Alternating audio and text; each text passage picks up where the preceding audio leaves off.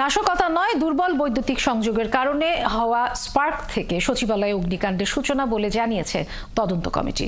ভেতরের অতি দাহ্য পদার্থের ইন্টেরিয়রের কারণে আগুন দ্রুত ছড়িয়ে পড়ে বলে জানান তারা।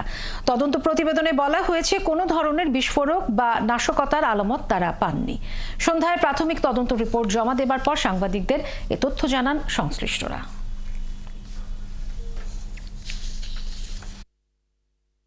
সরকারের সরবরাহ করা ক্লোজ সার্কিট ক্যামেরার ফুটেজ বিশ্লেষণ করে তদন্তকারীরা জানান 25 ডিসেম্বর দিবাগত রাত 1:32 থেকে 1:39-এর মধ্যে সচিবালয়ের 7 নম্বর ভবনের 6 তলায় বৈদ্যুতিক স্পার্ক হচ্ছিল, যা আস্তে আস্তে বড় আগুনে পরিণত হয়। সেই আগুন মাত্র কয়েক মিনিটের মধ্যেই লবির সিলিং এর ভেতর দিয়ে এক মাথা থেকে অন্য মাথায় চলে আসে।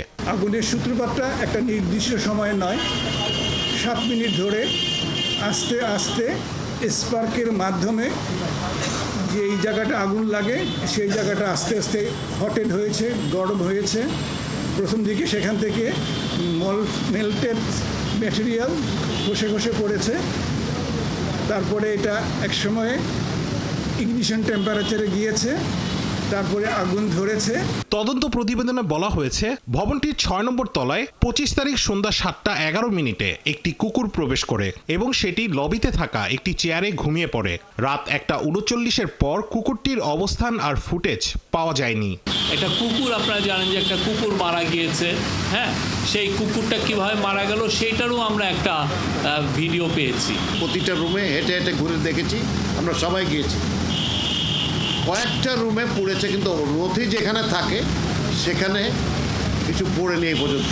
প্রতিবেদনে বলা হয় লবি এবং রুমগুলোতে থাকা প্রয়োজনের তুলনায় বেশি ইন্টেরিয়রের কারণে এই আগুন দ্রুত ছড়িয়ে পড়ে। এর বাইরে রাষ্ট্রের অতি গুরুত্বপূর্ণ এই ভবনে কোনো ধরনের ফায়ার অ্যালার্ম ছিল না, এমনকি হোস পাইপ থাকলেও তা ছিল অকার্যকর। ছাদগুলিতে প্রচুর ইন্টেরিয়র ডিজাইনের জিনিসপত্র ছিল এবং এখানে বৈদ্যুতিক কেবল এবং অন্যান্য তারের একটা সমাবেশ ছিল।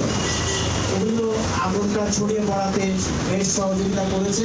প্রতিবেদনে সেনাবাহিনীর পক্ষ থেকে বলা হয়েছে ডগ স্কোয়াড দিয়ে এবং ল্যাব পরীক্ষা করেও গান পাউডার সহ তারা কোনো ধরনের বিস্ফোরকের আলামত পাননি। ব্যবহার করার মতো আসলে কোনো ধরনের কোনো আলামত বা কোনো কিছু আমরা পাইনি। রাশেদ আনিস, 71, ঢাকা।